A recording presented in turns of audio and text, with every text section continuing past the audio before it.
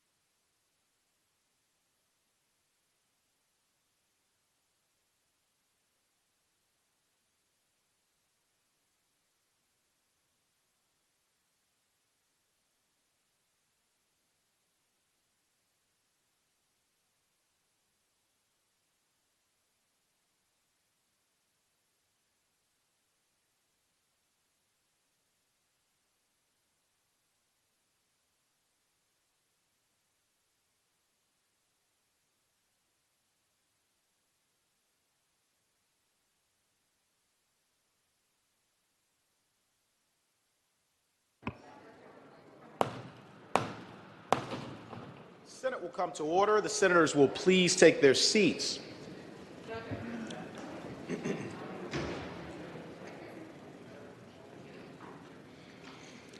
Senators and all in attendance will please stand and be led in the invocation by the Honorable A. Benton Chafin, Jr., 38th Senatorial District. Following the invocation, everyone will please remain standing and be led in the Pledge of Allegiance to the flag of the United States of America by Corinne Sloan, Assistant Journal Clerk, Senate Clerk's Office. Please bow your heads before our holy God. Oh, Holy Father, we know that you hear our prayers. I thank and praise you for your abundant mercy and blessings, for your steadfast love and your forgiveness. You bless me with a mother and a father who raised me to revere and trust you. I thank you for the freedom of religion you've given to America, and dear God, please forgive our nation for our manifold sins. Cause us to have love, showing charity and mercy to one another. Oh God, guard our hearts with your wisdom, with your understanding and your truth, that we may know how to help those who are unable to help themselves. Oh God, we are but frail men and women who seek to see your will manifested over this body, this Commonwealth, and the American people. I offer this prayer in the name of the one we serve, Christ Jesus. Amen.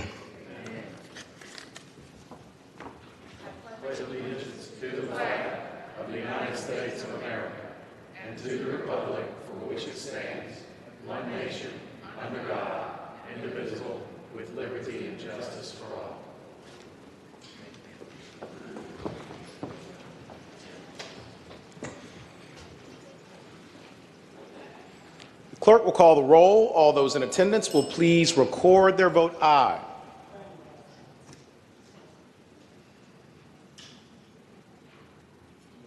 The clerk will close the roll. You have a quorum, Mr. President. Senate Journal for Wednesday, October 7th, 2020. Senator from Northern Fairfax, Senator Howe moves that the reading of the journal be waived. All in favor of waiving the reading of the journal will record their vote aye. Those opposed, no. Are the senators ready to vote? Have all the senators voted? Do any senators desire to change their vote? Clerk will close the roll. Ayes 31, noes 6. Ayes 31, noes 6. The reading of the journal is waived. The clerk will report any communication from the House delegates.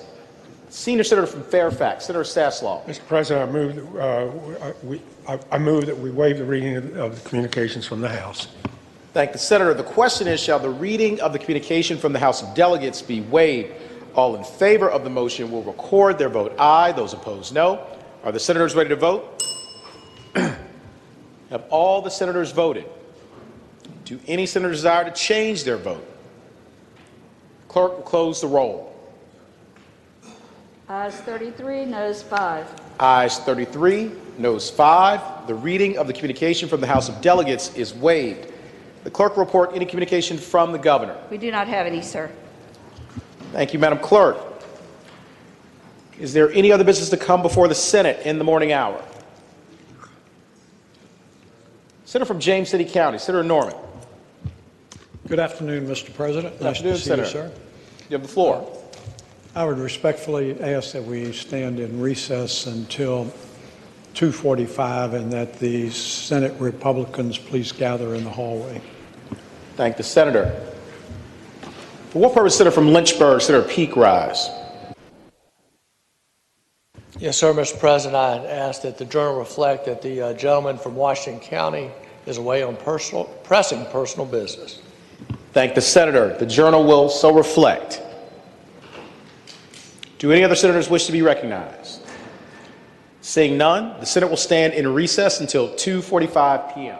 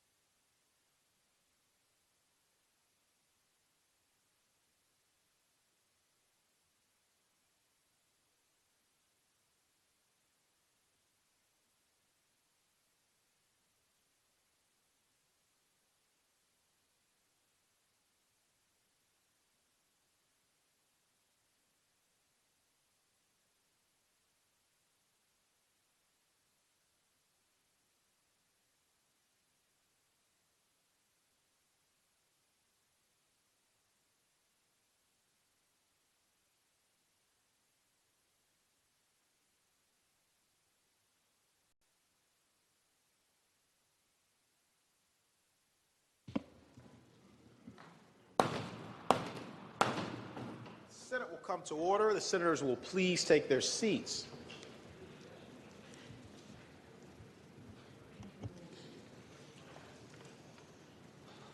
Clerk will call the calendar. Senate calendar for Wednesday, October the 14th, 2020. Bills in conference. Senior Senator from Fairfax, Senator Saslaw. Mr. President, at this time, I would move that we waive, we waive temporarily the bills that are in conference, bypass them, and take up as the first order of business House Bill 5005, which is the only bill on the regular calendar, and that's the budget, the House's budget bill, and the Senate amendments to it. Thank the Senator. Without objection, motion is granted.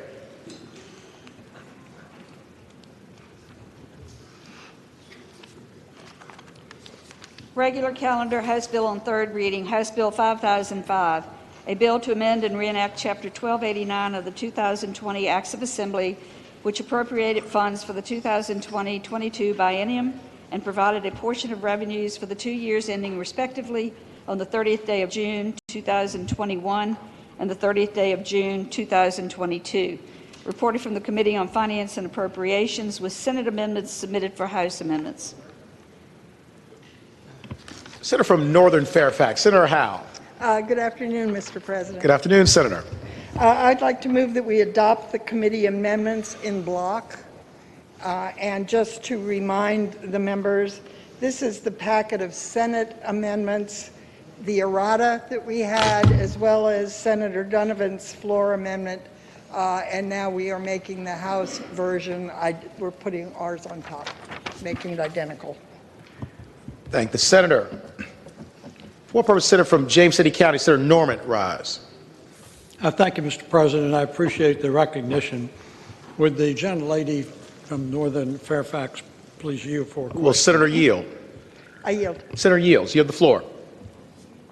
Mr. President, one of my more esoteric comments during this never-ending special session dealt with the redistricting language that was in Part 4 of the budget. And I would appreciate it if the gentlelady would share with us what the status of that language is pertaining to redistricting. Senator has the floor. Thank you, Mr. President. The status is that although it is not currently in the budget, the plan is that it will be sent down by the governor should the constitutional amendment pass. Mr. President. Further question? The gentlelady would yield for another question. Senator yield? I yield. Senator yields. You have the floor. Mr. President, my question is, so as I understand your explanation, the language that, the total language that was contained in the budget bill relating to redistricting in Part 4 will not be included, but that the governor at an appropriate time will send down an amendment that will have agreed upon language in there. Is that correct? That's correct. Okay. Mr. President, another question, please. Senator yield? I yield. Senator yield. You have the floor. My question would be, does the agreed upon language between this small group that has been discussing it, does it accurately and in totality reflect the intent of the Senate? Senator has the floor. Yes, it does. Okay. Last question of the Senator lady, yields. please, sir. I yield. Senator yields. You have the floor. I would say to the gentlelady, do you have the unequivocal commitment from the governor that he will send down that amendment, irrespective of what may take place with the House of Delegates' consideration of a conference committee report? Senator has the floor. I would answer the gentleman that I have not personally spoken to the governor, but the senator from Augusta has, and that is our understanding. I thank the gentlelady. If I may retain the floor, sir. Senator has the floor. If the gentleman from Augusta would be so generous to yield for a question. Senator yield. I'd be pleased to yield. Senator yield. You have the floor. Mr. President, my question to the gentleman is that he heard the colloquy between myself and the chairman of Finance. Have you personally and directly had any conversations with the governor on this topic of the redistricting language? Senator has the floor. Mr. President, I would say to the gentleman from James City County, yes, and I would like to expound on that a bit if I could. What we're voting on at this moment actually has the redistricting language in it. We're voting on the conformity bill, which still retains the redistricting language.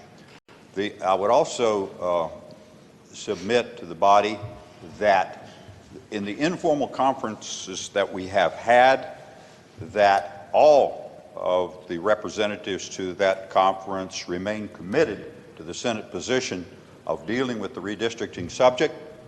And it was in the evaluation of how you get from point A to point B, it became a practical reality that if in fact we put the desired language in the budget and passed it out of the Senate, which we certainly could do, and as we are going to do right now, I presume, and the House will reject it, is that a combination of our colleagues, for good reason, on the Republican side of the aisle over there would vote against it, and a portion of the other side of the aisle would vote against it because of the gerrymandering language, and we would be, our budget, which has a lot of good things included in it, would be dead, and we'd be piddling around here for quite some time still. So the point being, it was the procedure was raised that if we could get concurrence with the governor, and initially it was from the administration itself. I personally was not comfortable with that. The chairman of the House Appropriations Committee talked to the chief of staff, and it was arranged that I would talk privately with the governor, and the governor firmly committed to me, on his honor, his word, that if in fact we agreed to language this week, which we did between the House and Senate, which basically preserved the intent of the Senate of Virginia, that he would send that language down after the outcome of the referendum was known, and we would recess rather than adjourn so that it would be a 7-day bill, and he would communicate an amendment down after that amendment passed, if such amendment passed, in the verbiage that we had agreed to, and he agreed, gave his word that he would do that. I feel comfortable with that, and that's why I'm willing to move forward, because it appeared to me that that was the only way we could be assured that we would get the language necessary to implement the outcome of the referendum if it is a positive vote. I thank the gentleman. Mr. President, if I may retain the floor for another question, please, sir. Senator has the floor. Mr. President, I would respectfully like to ask the senator from Southern Fairfax County to yield for a question. Senator Yield. Yes, I yield. Senator Yields, you have the floor. Mr. President, I thought I heard a voice from the bubble. I wasn't sure what he said, but having heard that, my question to the gentleman is, sir, you've heard the comments of the chairman of finance and the gentleman from Augusta. First of all, have you had any direct communications with the governor? Senator has the floor. No, I have not had direct communications with the governor himself. I have talked with his chief of staff and certainly participated in the discussions among the 6 of us that were involved in negotiating on the budget. Mr. President, to preface my next question, I would say that my comfort level with the staff is de minimis, but are you comfortable with the representations that have been made to you about including that language in a gubernatorial amendment? Senator has the floor. Mr. President, the senator from James City County, yes, I am comfortable, and I've had more than one conversation with staff of the governor on this issue, and there have been no hesitation on their part. Further question? Mr. President, I thank the gentleman. Thank the senator. Do any other senators wish to be heard? Mr. What President, purpose? excuse me. I do have another question of Madam Chairman. Senator Yield? I yield. Senator Yields, you have the floor. Mr. President, my question was an afterthought, and I apologize for putting her back on the floor a second time. My question to the lady is, do you have an unequivocating assurance from the Speaker of the House of Delegates that that body will not use some procedural tactical matter to frustrate the understanding whereby the governor could potentially keep his word, but that they would engage in some procedural manipulation? Senator has the floor. No, I don't believe I've spoken to the Speaker at all about this topic. But I can assure you, were she to do that, she would have a revolt in her own party on her hands. I thank the lady. I accept that the chairman of the Appropriations Committee is honorable and will do his best to adhere to it. I'm just trying to broaden my comfort level. Thank you. Thank the senator. For what purpose is Senator from Roanoke County? Senator Suderline rise. Thank you, Mr. President. Speaking to the motion. Senator has the floor.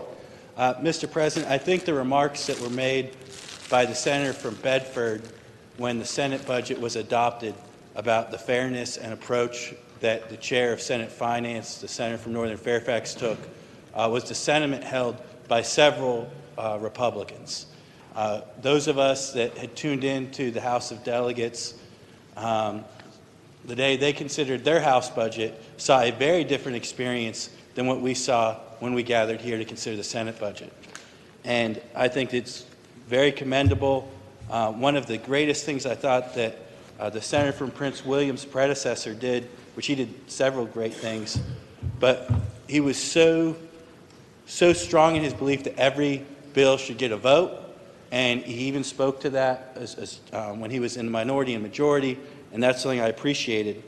But when I watched the House take up the budget amendments, they did not vote on the budget amendments that were offered. They just bypassed them, one after another. When it was announced that the House was going to meet at the Siegel Center, where VCU's basketball team plays, one of their delegates talked about how great it was going to be taking the alley-oop passes and bypassing Republican amendments. Like, they think that it's fantastic that they don't actually vote on amendments. And I just look and I see the makeup of the other body, and I remember when the redistricting amendment, which was an identical format from what the senator from Southern Fairfax brought to them the year before, and the current majority caucus, when it was in the minority, voted for it in supermajority levels. I think more than two-thirds, more than three-quarters of them voted in favor of it. And then this year, they wouldn't even docket the bill in privileges and elections. They wouldn't even docket a constitutional amendment from their own party that they had considered the year before and overwhelmingly supported. They bypassed it. It took to the very end of the session for us even to get a vote on it. And I just have very little confidence that the amendment that the governor sends down, I believe that the governor will do what he said in this situation, but it's very easy to say it when you know that the folks that would consider it first have a history of bypassing amendments they don't like. And so I don't think the amendment is necessary. I believe if the voters do what so many voters have indicated that they will and adopt the amendment, it goes forward regardless. But I just don't think that we're putting ourselves in a great place, because the process on the other side has not represented the process that the senator from Northern Fairfax has done over here. And I don't think that's good, Mr. President. Thank the senator. Do any other senators wish to be heard regarding the motion? Seeing none, the question is, shall the senator, for what purpose the senator from Prince William County, Senator McPike, rise? Mr. President, just a procedural question. The previous noted abstentions of all members will be recorded, but voting on the bill as a whole, is that correct? Yes, that is correct. Thank you, Mr. President. Thank the senator. Question is, shall the Senate adopt the committee amendments? All in favor of the motion will say aye. Aye. Those opposed, no. The ayes have it. The Senate adopts the committee amendments. Senator from Northern Fairfax, Senator Howe. Thank you, Mr. President. I move that the bill pass. Thank the Senator. Do you want me to speak to the bill? Is that why you're looking at me? I'd love it if you did. Feel Well, free. Senator has the floor. I just wanted to reiterate that this now is identical to the Senate bill that we passed out earlier, and it contains the same amendments as well as the errata and the floor amendment that passed. Thank the Senator. Do any other senators wish to be heard regarding House Bill 5005? Seeing none, the question is, shall House Bill 5005 pass? All in favor of the motion will record their vote aye. Those opposed, no. Are the senators ready to vote? Have all the senators voted? Do any senators desire to change their vote? The clerk will close the roll. Ayes 22, noes 17. Ayes 22, no 17. House Bill 5005 passes.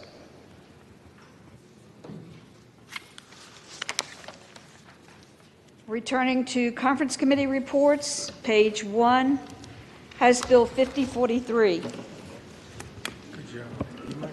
Senator from Prince William County, Senator McPike. Thank you, Mr. President. I move that the Senate adopt the conference report. And speaking to the motion. Senator's the floor. Thank you, Mr. President.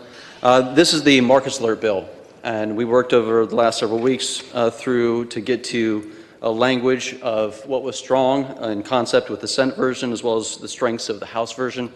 What is in the conference report is similar in terms of the stakeholder group convening by July 1 to adopt protocols for statewide interaction for Mental Health First Response Network. In addition, it takes the language from the House. I understand from the budget conferees that the funding will be in place to support the 5 regional teams, and so we've adopted that language with the first team in July 1, 2021, and then teams throughout each year of July 1, 2023, 24, 25, and 26.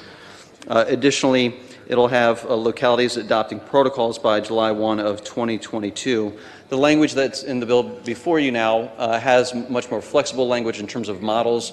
I think as conferees, we did not necessarily want to have localities have to repurpose or redo any efforts that have already been underway in localities, and so we're mindful of that, Mr. President.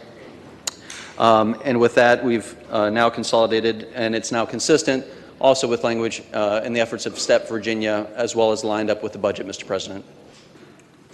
Thank the Senator. Mr. For what President. purpose is...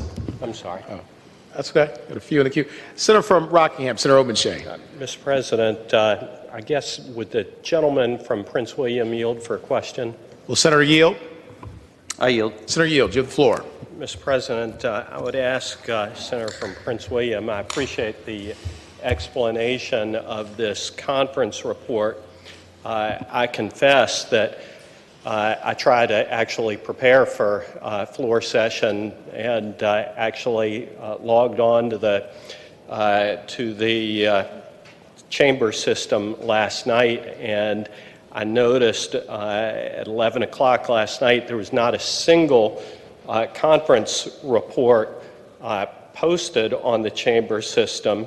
And as a consequence, I didn't have a chance to review this or any other conference reports. I do appreciate the gentleman from Southern Fairfax's courtesy in sending a copy of Senate Bill 5030 by email this morning, and I did have an opportunity to review that, and I appreciate that. I'm just curious, when was the conference report completed on this, and is there a reason why we couldn't?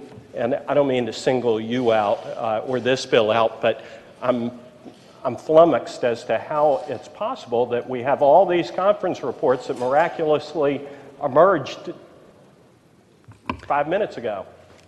Senator has the floor. Thank you, Mr. President. I'd answer the senator from Harrisonburg that the electronic system of sign-off does not necessarily allow you to submit until all the conferees, at least 2 out of each chamber, have clicked on the electronic signature Only then does it allow the patron to then submit through the system. So there's some new adaptive process in the context that we're operating now, that there are some level of limitations in terms of being able to upload into the system. Further question? Further question, Senator Yield. Senator from Prince William. I am flummoxed, but I yield. And I appreciate that. So am I correct in understanding that the hang-up and problem was that maybe until we got here today and conferees were able to actually get together and physically sign these, that it was not possible to submit the signatures to the clerk's office? Senator has the floor. Mr. President, I'd answer the senator that I think there are two components, one of which is there's not a physical signature. It is electronic, as now within our bill system. There's also some level of confusion, I think, amongst patrons on where the submit button, if you look at the screen, the submit button is actually very much lower than where you sign off on the electronic. And so you have to actually scroll down to find out where the submit button. I've talked to other folks that have also had that issue. And sort of we're all learning in this new environment sort of where and how to navigate the electronic system. Further question? No, but speaking. Senator has the floor. And Mr. President, I sincerely don't mean to put the senator from Prince William on the spot, because I'm not sure that there are substantive changes that would change my view with respect to this bill, but there are some other bills that are pretty big, pretty substantial, and not having had an opportunity to review some of these bills, I would hope that maybe the patrons or the conferees might be willing, depending upon what our schedule is moving forward, to give us an opportunity for maybe a day on some of the more complex and controversial bills that may have some very substantive changes, to at least carry those over so we can maybe look at those before actually voting on them and raise some issues that maybe even the conferees didn't consider. I note that there's a bill that already wound its way to the governor's desk that passed and was signed by the governor, that prohibits police officers from pulling somebody over for having their brake lights out entirely at night. And I think that everybody involved in that bill's process agreed that that was not their intention.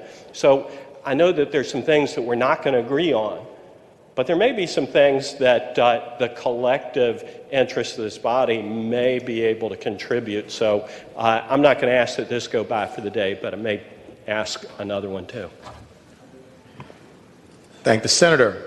For-purpose senator from James City County, Senator Norman Rise. Thank you, Mr. President. If the gentleman from Prince William, who is the lead name on the conference committee, would be so kind to yield for a question. Senator Yield. I yield. Senator Yield, you have the floor. Mr. President, my question is, as I look down, I see that there are 3 conferees from the Senate and 3 from the House. On how many occasions did all 6 of the conferees get together and meet and discuss the substance of this conference committee report? Senator has the floor. Mr. President, I cannot speak for the House members in terms of the context of all 6. I know there's been an exchange of ideas amongst the Senate conferees over time, although I know that the senator, one of the senators has opted not to sign due to some concerns about portions of whether or not portions are mandated for localities, and that's somewhat of a difference of opinion. Mr. President, if you would continue to yield. Senator Yield. I yield. Senator Yield, you have the floor. Could you share with me, please, sir, how many times there were conversations between some of the Senate conferees on this and some of the House conferees together? How many times did they? Senator has the floor. Mr. President, I'd respond to the gentleman from James City County that in the context of together, in today's day and age, electronic means, I would submit, are also a together definition. And so there have been multiple phone calls, texts, emails, and between the House and the Senate also utilize Google Docs and other technology to share ideas and exchange information. Further question? Thank the gentleman speaking to the motion. Senator has the floor. Mr. President, on a later date, I'm going to articulate in an editorial fashion concerns that I have about the protocol of the Senate of Virginia, but I'm not going to go through that today. I don't get a lot of comfort, and I'm not being critical, I just don't get a lot of comfort that there has been a meaningful conversation between 3 House conferees and 3 Senate conferees and reaching a consensus on what House Bill 5043 Conference Committee report represents and other bills that are to follow. We heard the explanation, Mr. President, and I do accept it that some of it is as we are transitioning under awkward circumstances at best, but also to a new system, that conference committee reports were not available till this morning, which was not attributable to the fault of the clerk's office or to any of the conferees. I think one of the takeaways that I've had in my very sophomoric observations on this session is crystallized on the discussion we're having right now. You heard the gentleman from Rockingham talk about how he, unlike myself, prepares for these sessions when we deal with these conference committee reports, and he could not access it. What about the general public? I think we forget that this is not all inside baseball just between the 40 of us or 21 of us and 100 of them or however many there are on the other side. It is not flattering for the legislative process where the citizens are locked out and do not have access or opportunity to review what we're doing. And we can dismiss it and say, oh, well, this is just another step in the process. It's really not that important. The general public doesn't care. I think it is starting to approach the realm of shamelessness because they don't have access to what we're doing.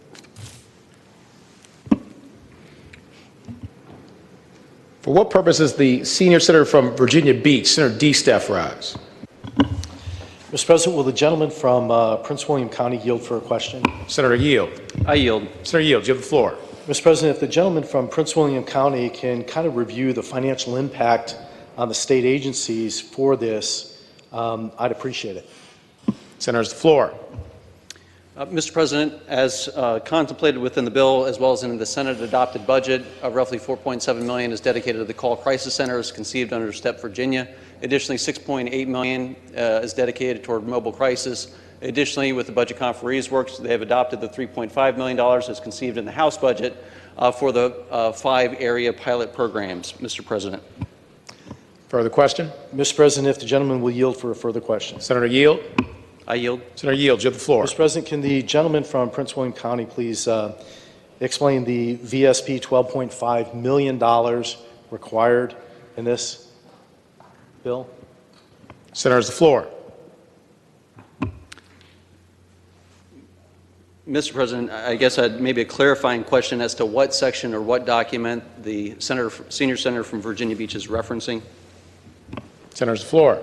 Mr. President, on the updated LIS system, it has a new financial impact statement for this bill that has just under $20 million as a financial impact that can be quantified at this time, with additional pieces of this that can't be quantified at this time. And Mr. President, I just wanted to see if the gentleman could explain that, and then I had one last follow-up question. Senator has the floor. Thank you, Mr. President. That is likely a takeoff from an older version of the bills. In fact, probably the fiscal impact from the original bill. This bill and language has been fully coordinated with House Appropriations and Senate Finance and Appropriations staff, understanding which components from the takeoff from STEP Virginia, as well as which elements from the House budget are funded, Mr. President. And so the fiscal impacts are what have been listed and explained to the senior senator from Virginia Beach. All right, Mr. President, speaking to the bill. Senator has the floor.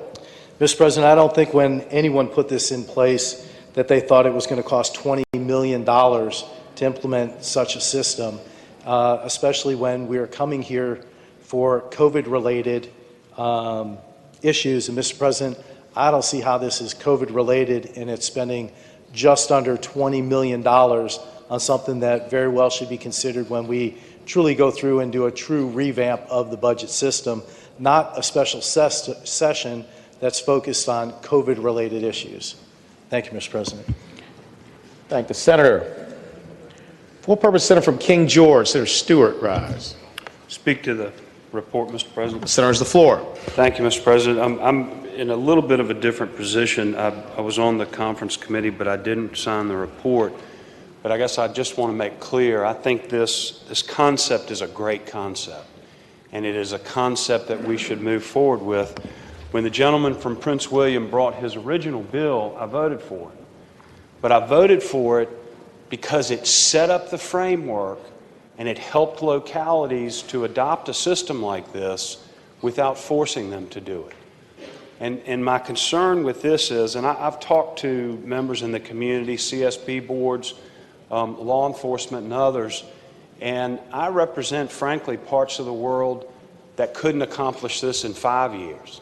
I represent other areas that can accomplish it within the time frame. The plan has to be in place by July, next July, and then I think it has to be implemented by the following July. And so certainly the parts of Prince William and Stafford that I represent can do this. But there are other parts of rural Virginia that I represent that there's no way in the world they'll ever be able to implement this as mandated by the General Assembly. And that concerns me a great deal because I don't know what happens when they can't do it. I think this is really important. I think we need to move forward with a concept like this. But I supported the gentleman's original bill, which set it up, established it, and allowed these localities to participate in it as they were able to do it, not a statewide mandate. And so for that reason, I'll have to vote against this report. Thank the senator.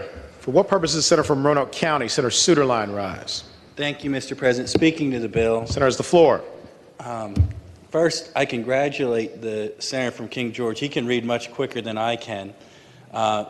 When this bill came through from the senator from Prince William, there were 4 Republicans, I believe, that voted for the bill. I was one of them. I voted for it again when we put the senator from Prince William's version on the delegates' bill. And I can't read quick enough to know what we're going over. And I don't understand. I thought today that with the understanding there was a budget agreement, that we would simply put that agreement on the budget vehicle that was here before us on third reading, and then the House would vote on it. But if that's not the case, and it looks like it's going to go into a conference, I don't understand why we have to go through these speed reading contests that some folks can do well in and others of us can't. And it's on legislation that we were willing to vote, contrary to the votes of most of our members of our own caucus, because we thought it was a good idea. I don't understand why we're going through these bills on such short timeline. And I wish we weren't doing that. If we have to come back again to vote on the budget, I don't see why we are voting on these bills right now. I want to vote for it, but I certainly don't want to go home and say to some of I represent some counties that are hundreds of miles away from the senator from King George's district, but are very similar. And they might not be able to do it either. And I don't know. I haven't got to talk to any of them yet. And I don't think I have the same grasp of the bill yet that the senator from King George has, because I haven't been able to process the entire bill yet. So I'm going to request that this bill go by for the day. And I hope that we are allowed to do that so that those of us that have voted for this every other time it's come down the pike can see if it's something we can still support or not. So, Mr. President, I request that the conference report go by for the day.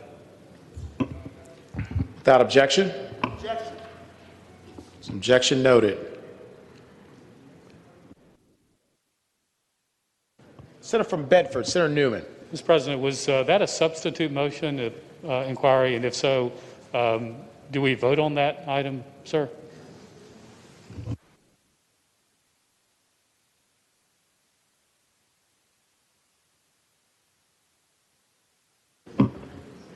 Thank the Senator. Senator's correct. We will take a vote on it. There was an objection, so it was not done without objection. And now we will do a voice vote. All in favor of having House Bill 5043 go by for the day will say aye. Aye. Those opposed, no. No. Chair is uncertain. We will have a recorded vote. Question is, shall House Bill 5043 go by for the day? All in favor of the motion will record their vote aye. Those opposed, no. Are the senators ready to vote? Have all the senators voted? Do any senators desire to change their vote? Clerk, close the roll. Ayes 18, noes 20, Rule 36-1. Ayes 18, noes 20. Rule 36-1. The motion fails. I wanted to vote yes. Do any other senators wish to be heard regarding House Bill 5043? Speak to the bill. Senator from Roanoke County, Senator Suderline. Thank you, Mr. President. So this is a bill that I voted for every time it's come on the floor of the Senate. When a majority of members of my own caucus did not support it, I thought it was a good concept. I'm telling you, I can't read quick enough because it just showed up and we're going to force the vote.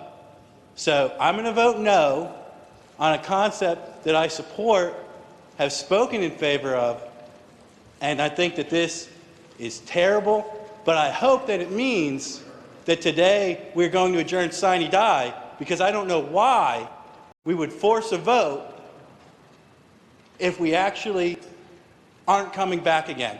So I'm very happy that although I feel like a discourtesy was done, I will not have to be coming back later this week, I presume, because we'll be wrapping up, because I can't see any other reason why we would have objected to allowing a member that supported a bill every time it was on the floor to actually read the bill.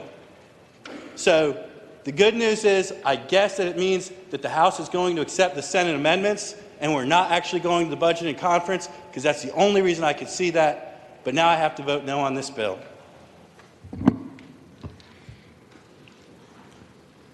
What purpose does Senator from Henrico, Senator Donovan, rise? Thank you, Mr. President. Just to speak to the bill. If I might, real quick. Mr. President, if the bill could go by temporarily, I'll be happy to address specific questions of the gentleman from Roanoke County, specific to lines 379 to 382 Chairman, I and don't others. yield. All right, Senator still has the floor. Mr. President, yes. Senator does not yield. Senator has the floor. Thank you, Mr. President. I too have supported this bill in the past, and I believe this behavior is beneath the dignity of the Senate, Mr. President, and I will not be able to support it at this time. Thank the Senator. For what purpose, Senator from Prince William County, Senator McPike, rise. Thank you, Mr. President. To address some of the comments of the senators, I'd ask the bill go by temporarily, and happy to address specific lines. I've been through the numerous lines that I think will help assuage some of the members' concerns, and happy to work through the different lines and where the concepts are and what has changed to make sure that the senators understand a little bit more of the components that might be of interest to them, Mr. President. Thank the Senator. The motion is for the bill to go by temporarily. Is there any objection? Senator from Franklin County, Senator Stanley. Speak to the motion. Senator has the floor. Mr. President, members of the Senate, I think now we had asked for it to go by for the day because someone wanted to engage in the process that they employ in determining whether they can support a bill or not, especially when it comes out of conference, which means there has been a change or an amendment yielding to the House's position or yielding to the Senate's position. And we have now determined for ourselves, because we are more interested in jamming through legislation without what we have always engaged in, which is proper discourse and the ability to let every single one of our members read these bills, read these pieces of legislation, and make decisions for themselves, for the benefit of their constituency. What this is this is pulled back the curtain in my mind finally, and we see what this special session, this so-called special session, is really about. Because now the motion is, well, let's pass it by temporarily, and I'll explain it to him. I don't think that's what the senator from Roanoke County was asking for. He was asking for the ability for himself to determine when he reads it, when he digests it, when he comprehends it, to then make that determination of whether he would vote for or against it. Now, what I'm hearing under this motion to pass it by temporarily is that, again, and I've said this on the Senate floor before, my dad used to lovingly say to me, when I want your opinion, I will give it to you. So now what we're going to get is the interpretation of the bill from the bill's at least co-sponsor of the Senate bill, as he then tells this senator who wants to read it for himself. Mr. President, this is now going beyond the customs, use, and practices of the Senate and attacking the integrity of a senator's ability to identify specific lines to ask questions, Mr. President. Your Honor, Mr. President, I will not yield, but I am not attacking a senator. I'm attacking a process. I think what has been very clear, Mr. President, is that one of our fellow senators have said, please, can I just read this before I make a determination? And quite frankly, it's been a senator that has supported this concept. I supported this concept in theory. But when we reveal what's behind the curtain is that this is what this has been all about. You know, I have a job, as most of us do on this side, that I've had to delay court hearings for my clients at a great loss of time and money for my businesses, because I took the obligation and the oath to stand as a senator and to consider every piece of legislation that comes before this body. And I've sacrificed that time.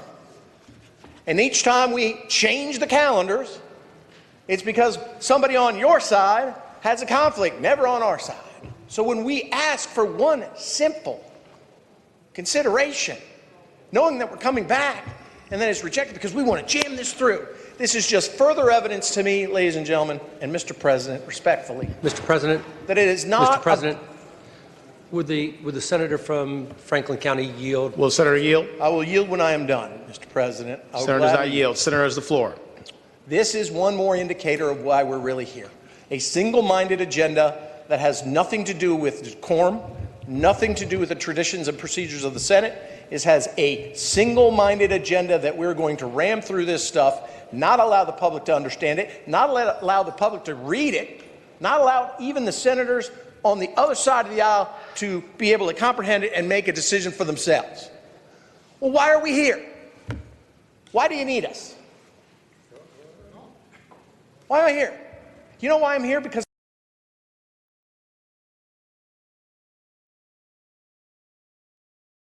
but now it just seems like we're in a hurry. We're in here. We gotta go. My way or the highway. For goodness sakes, allow the senator from Roanoke who asks merely for the consideration, the due consideration that we give each other, to have it. Have we lost our minds? I mean, have we really just said, oh, all this tradition, let's throw it away? And now we're supposed to let this go by temporarily so it can be explained to us. Why don't we just do a PowerPoint program in the back? We're all individuals representing individual areas. Let us come to these bills and make our determinations as we see fit, not as how you see that I should see fit. Thank you, Mr. President. Mr. President. And Senator from Northern Fairfax, Senator Howe. Having voted on the prevailing side, by which we defeated the motion to pass the bill by temporarily, I ask that we reconsider that vote. Senator from Bedford, Senator Newman. Mr. President, I think what the gentlelady saying that the motion by which we did not allow it to go by for the day is the request. Mr. President, if I could speak briefly to that motion, sir. Senator has the floor. Mr. President, there are times on the Senate floor, in my opinion, that we do not allow something to go by for the day, the courtesy, because the clock is running out. And those times, we all understand. There have been times during this session we've not done that. But, Mr. President, we're all going to be here. Legislative Services is working overtime, but it did not work. It did not work for us. We could not pull it up. Mr. President, I think, and it's just me, but I just think for the good of the Senate, if there's a good cause, we cannot bring it up. We do not have a physical copy. The request and the experience in the past of the Senate is we've granted this motion. I would hope that we would do this. If not, we lose something today, right now, that we have worked together on for the 25 years I've been here. And I'm grateful for the senator from Northern Fairfax for making the motion. I would tell you this, we're down here tomorrow or Friday, whenever the day is, running out of time, that motion's not in order. I mean, it's just, we've got to do it, right? But in the past, when we've had another day to do it, we've given them. I would hope that we would support the gentlelady's motion, allow the controversial bills, which there's only a couple of them, if they requested to go by for the day, because we have another day, either tomorrow or Friday. Mr. President, thank you for your time, sir. Thank you, Senator. There's currently a motion for reconsideration on the floor. Do any senators wish to speak to that motion? Senator from Northern Chesapeake, Senator Sproul. Thank you, Mr. President. I'm not going to vote much for the reconsider. To me, Mr. President, from the other side, all they're doing is just delay tactic to delay what we're trying to do. If the senator says there are 2 or 3 bills that may have problems, the rest of them can go, if I could believe they could pull those 2 or 3 bills out, let the rest of them go through, I would agree with that. But I don't believe it. I believe in my heart that every bill that's coming up that we have today, that they're going to delay it for whatever reason. We have the votes for it, and I do agree that as far as the land to allow this gentleman to explain in the question that he may have, I can understand that. But to me, it doesn't matter if whether this bill or the next one. To me, I truly believe it's their intention to delay every bill that's coming before us today. Doesn't matter. Even if you wait till Friday, the same thing will happen. So to me, I'm going to object because I truly believe they are not truly honest as far as why they want the bill to delay, as far as not having the opportunity to read it, especially from the lawyers on that side. I mean, they are so smart anyway, they can read anything in 2 or 3 minutes. So I'm going to object to it, to anything as far as the land, because truly they are not doing it honestly on trying to get what they want. Thank the senator. For what purpose is the junior senator from Richmond City, Senator Morrissey, rise? Thank you, Mr. President. Speaking to the motion. Senators, the floor. An observation and a comment. Observation is I hope my friend from Franklin County feels better now, having said what he did, but I also want to join my colleague, the senator from Northern Fairfax, and having voted in the prevailing side, move that we reconsider the vote to pass the bill by for the day. I accept the senator's comments that he wants to review the matter. I think we owe that as a courtesy to our colleagues, irrespective of the party, and I will be joining the senator from Northern Virginia in that what I expect to be a subsequent motion to pass it by for the day. Thank the senator. The motion is still pending on the floor. Do any other senators wish to be heard regarding the instant motion? Senator from James City County, Senator Norman. Thank you, Mr. President. I would encourage the body to accept the reconsideration, and out of courtesy and respect. And reflecting back to last week, I recalled that the senator from Northern Chesapeake chatted with us, if not cajoled us a little bit, about demonstrating respect to the House of Delegates where he formerly served. And I resisted the temptation then, Mr. President, to remind him during the regular session when we were having some discussion between when the budget would be returned to the House of Delegates and what was becoming of the redistricting bill, that gentleman and perhaps the lady from Portsmouth and some others went down to meet with the Speaker and her kitchen cabinet and were not even allowed in the office, not even allowed in the office to discuss the matter, and we're talking about respect. We're talking about courtesies, and you know, the term sacrificial lamb comes to mind because do you know who had the privilege of going down? I know how Daniel felt when he walked into the lion's den, because I had the privilege of being dispatched down there to meet with the kitchen cabinet. So if we're going to talk about respect to our friends in the other body, let's not cast aside the respect and courtesies to our fellow senators. And I would say, presupposing what the motive of a senator is, especially when it is completely contrary to what the maker of the motion has requested, is I hope that we have not deviated so much from the way we do things in the Senate that we're starting to question the motive of why someone makes a motion, and especially under these circumstances is trying to read a bill that he has supported and would like to understand. So I hope, if for no other reason, as a matter of courtesy, that everyone in the body will be so kind to support a motion for reconsideration, that we should treat our members with all the respect that we have been suggested to treat the House. Mr. President.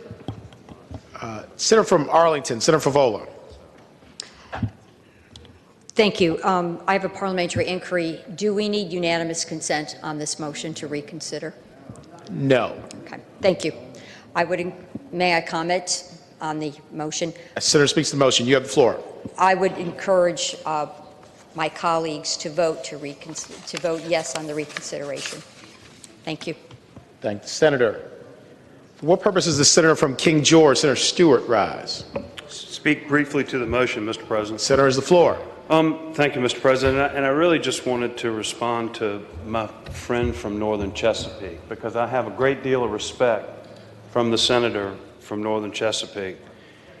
And the gentleman who made the motion to pass this by for the today has voted for this bill every time.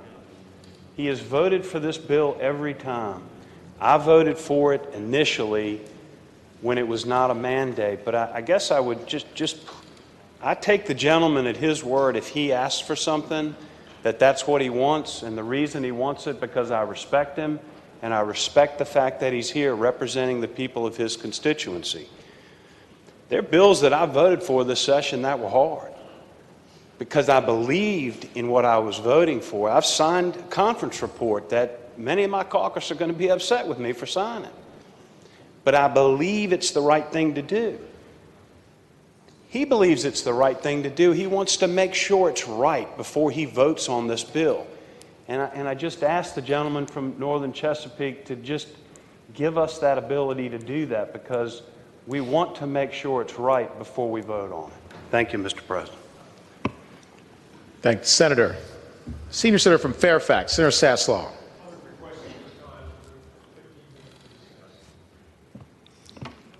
Press for a 15-minute recess. Any objection? Without objection, the Senate will stand in recess for 15 minutes. Mr. President, if I could ask the Senate Republican caucus to retire to the hallway. Thank the Senator.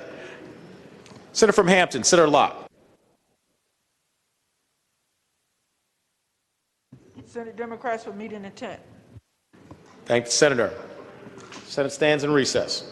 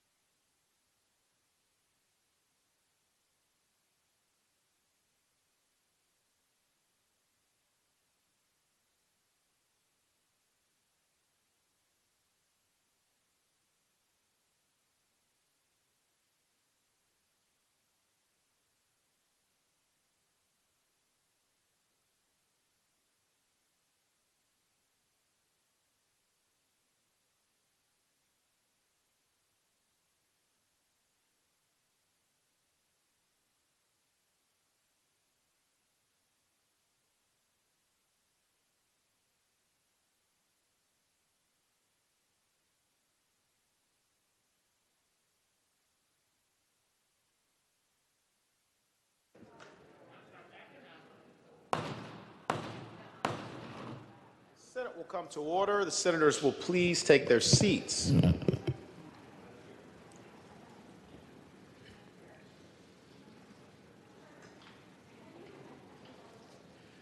Currently pending is a motion for reconsideration regarding a vote for House Bill 5043 to go by for the day. The question is, okay, 1 second.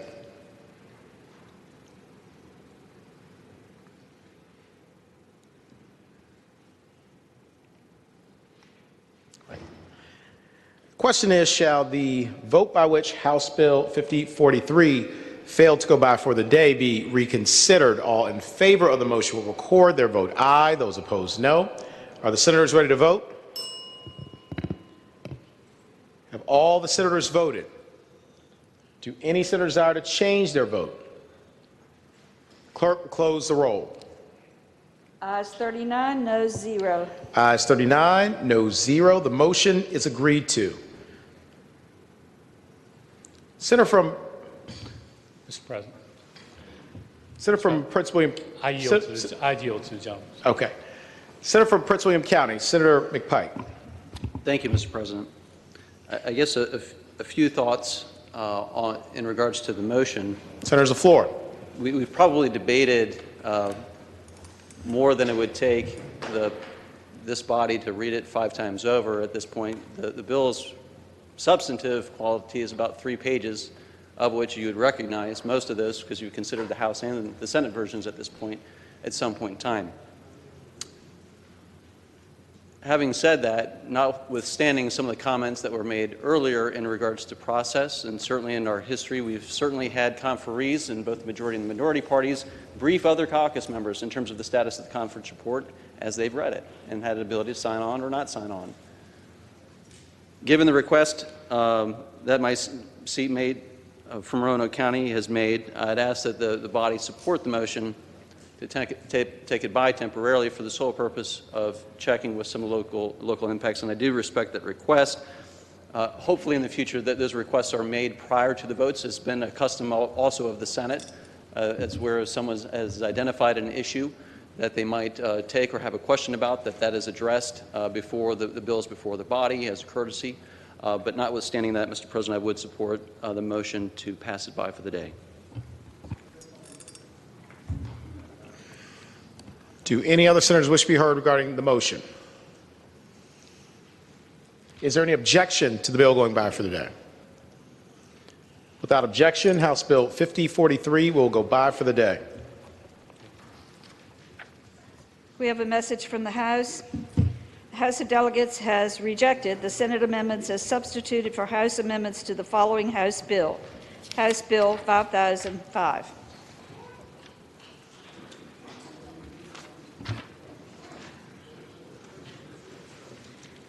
Turning to page 2, Conference Committee report on House Bill 5049.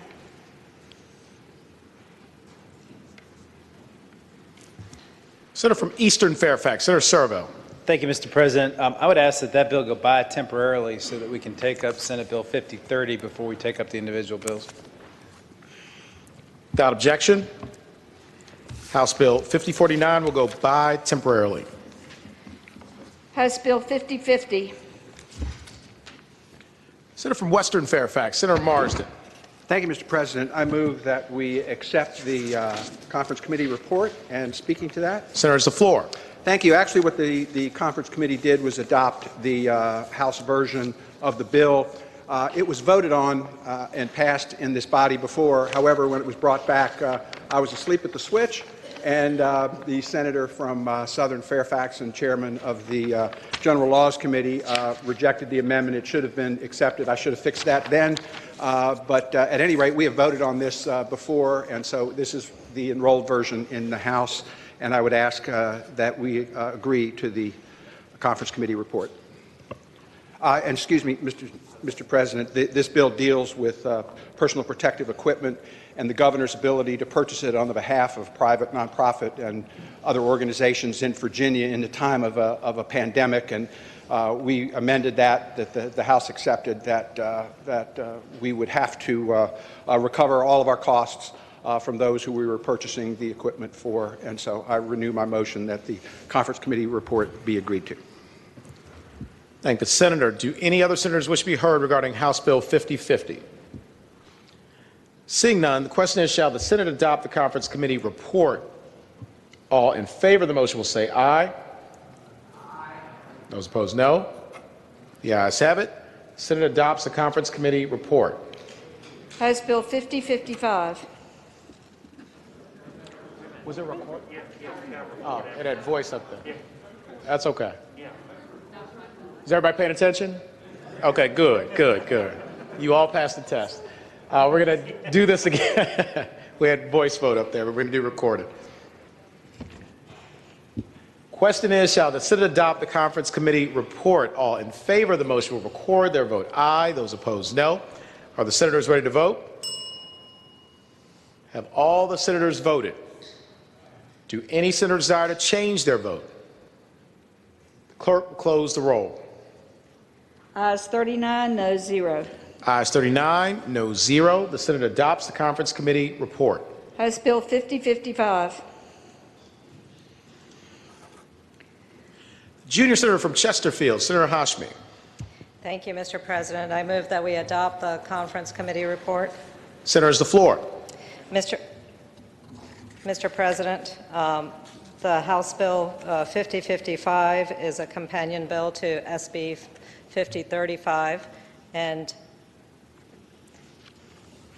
we have reached agreement between both the House and the Senate version. If you remember, members of the body may remember that the House bill was originally a mandate for the state, and it also included our sheriffs. The House members have agreed to remove the issue of the mandate. We have reverted back to the Senate bill, which is a enabling legislation for our localities to establish civilian review boards. The conference committee report also does not include the sheriffs, as the original Senate bill did. We have added a few things. There is a delayed enactment until July 1, 2021. Additionally, we have also added an amendment that enables the Civilian Review Board to include retired law enforcement officials in an advisory capacity. And with those particular changes, I move that the body adopt the conference committee report. Thank the senator. Do any other senators wish to be heard regarding House Bill 5055? Seeing none, the question is, shall the Senate adopt the conference committee report? All in favor of the motion will record their vote aye. Those opposed, no. Are the senators ready to vote? Have all the senators voted? Do any senators desire to change their vote? Clerk will close the roll. Ayes 21, noes 18. Ayes 21, noes 18. The Senate adopts the conference committee report. House Bill 5064. Senator from Alexandria, Senator Evan. Thank you, Mr. President. Move the conference committee report be adopted, and speaking to that motion. Senator, has the floor. This is a mirror of Senate Bill 5088, the rental payment plan bill. And what we did, the conferees, is we kept the House's version of having a sunset for this bill, of sunsetting on July 1st, 2021. Further, the other substantive change is that it tracks with language that some of the budget conferees had worked up that we'll, I believe, see in the budget conference report, that allows for 14 days for tenants and landlords to enter into the payment plan, and also allows the eviction proceedings to begin 14 days after missing an installation for a payment. And with that, I renew my motion to pass the conference report. Thank the senator. Do any other senators wish to be heard regarding House Bill 5064? Seeing none, the question is, shall the Senate adopt the conference committee report? All in favor of the motion will record their vote aye. Those opposed, no. Are the senators ready to vote? Have all the senators voted? Do any senators desire to change their vote? The clerk will close the roll. Ayes 22, noes 17. Ayes 22, no 17. The Senate adopts the conference committee report. Senator Howe. Senator from Northern Fairfax, Senator Howe. Thank you, Mr. President. The House has rejected our budget amendments, and so I would like to move that we insist on those amendments and request a committee of conference. Thank the senator. The question is, shall the Senate insist on its amendments and request a committee of conference? All in favor of the motion will record their vote aye. Those opposed, no. Are the senators ready to vote? Have all the senators voted? Do any senators desire to change their vote? Clerk will close the roll. Ayes 38, noes 1. Ayes 38, noes 1. The Senate insists on its amendments and request a committee of conference. House Bill 5068. Senator from Fairfax City, Senator Peterson. Thank you, Mr. President. I move that we adopt the conference report and speak to the motion. Senators, the floor. Mr. President, ladies and gentlemen of the Senate, this was the bill that basically says that stimulus payments would be exempt from garnishment proceedings in collection actions. We sort of had to work to make that precise, so it doesn't include sort of large grants that are made to businesses, but rather just focuses on those stimulus payments that are payable either to adults or to children as designated by federal law, and they're capped at $1,200 per person, and the report reflects that. Thank the senator. Do any other senators wish to be heard regarding House Bill 5068? Seeing none, the question is, shall the Senate adopt the conference committee report? All in favor of the motion will record their vote aye. Those opposed, no. Are the senators ready to vote? Have all the senators voted? Do any senators desire to change their vote? Clerk will close the roll. Mr. President. Ayes 30. Sorry. Go ahead. 6, noes 3. Ayes 36, noes 3. The Senate adopts the conference committee report. Senior Senator from Chesapeake, Senator Cosgrove. Thank you, Mr. President. Having voted on the prevailing side where we agreed to set up a committee of conference for, I believe it's Senate Bill 5005, I ask that we reconsider that vote so a member can properly vote.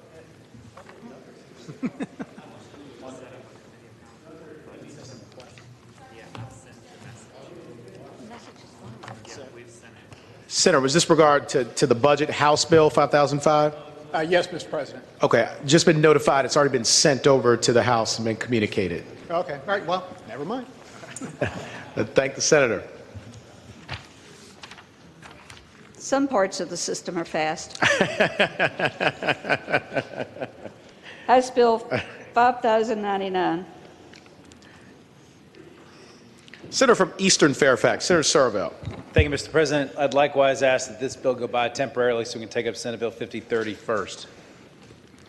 Thank the senator. Without objection, House Bill 5099 will go by temporarily. House Bill 5104. Senator from Eastern Fairfax, Senator Servell. Thank you, Mr. President. Make the same motion, move this go by temporarily for the same reason. Thank the senator. Without objection, House Bill 5104 will go by temporarily. House Bill 5106. Senator from Southern Fairfax, Senator Barker. Mr. President, I move that we adopt the conference committee report, and speaking to that motion. Senator has the floor. Mr. President, this is a bill that deals with credit reporting agencies and decisions about whether or not to, for a landlord to sign an agreement with a prospective tenant. What this does is set up sort of a two-tiered process, two-option process, one of which, as it relates to when the landlord can proceed to finding another tenant, when there's been a tenant who's applied and been denied tenancy, potential tenant being denied tenancy, and the issue is that the landlord would be required to tell the tenant that this was denied based upon non-payment of rent, and the potential tenant would have the ability to say that it was only because the non-payment of rent during the pandemic period. What this does is allow the landlord to have two options to select from, or both of them actually. One is to have, it has to be put in writing, and if the tenant does not respond within 7 days and assert that it's based upon non-payment of rent during the pandemic period, the landlord could go ahead and move on to someone else to rent the unit. However, the landlord also could, if he or she had the cell phone number or a email address, communicate electronically, and then the tenant would have till the end of the next business day to be able to resolve that issue and to assert that the reason for denial was because of non-payment of rent during the pandemic period. We've worked with the stakeholders on this, and there is no objection to this proposal. Thank the senator. Do any other senators wish to be heard regarding House Bill 5106? Seeing none, the question is, shall the Senate adopt the conference committee? For what purpose the senator from Fairfax City, Senator Peterson, rise? Senator, yield for a question. Senator Yield? Certainly. Senator Yield, you have the floor. I'd ask the gentleman, does this apply to all landlord-tenant agreements or just those of more than 4 units? Senator, the floor. This actually applies to all of them because it's based upon being able to determine whether or not to rent a unit. There is language dealing with 4 or more units as it relates to what we've been doing on the eviction. This has nothing to do with evictions. It has to do with who you rent to in the first place and what the rationale is for that. Further question, Mr. Senator Yield. And directing the attention to the sort of the eligible period, it says any adverse action against an applicant for tenancy based solely on payment history or an eviction for non-payment of rent during the period beginning on March 12, 2020 and ending 30 days after the expiration or any state of emergency, using that as a predicate. In other words, if someone hadn't paid rent for months ahead of time and then you move to get back your property during that time, would that not be an adverse action against the tenant, even though the default was not related? Senator's the floor. This is basically dealing with things when someone is applying to be a new tenant. Right, but if you deny their application based on the fact that they were evicted or didn't pay their rent prior to March 12th, 2020. If they did not pay their rent prior to March 12th, the landlord would still be able to deny them based upon that issue. It's only if during the pandemic period, during the state of emergency, that if they were unable to pay their rent in full during that period of time, then that would provide a basis for them to be able to rent, if that was the only basis on which the denial had been made. Further question?